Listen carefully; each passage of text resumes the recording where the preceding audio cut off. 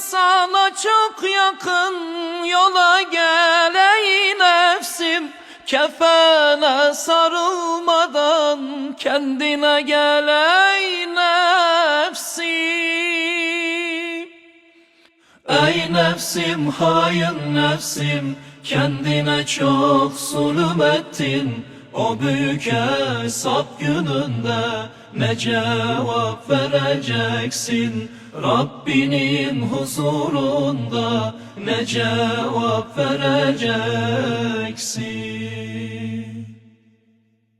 Ey nefsim, hain nefsim, kendine çok zulüm ettin. O büyük hesap gününde ne cevap vereceksin? Rabbinin huzurunda ne cevap vereceksin?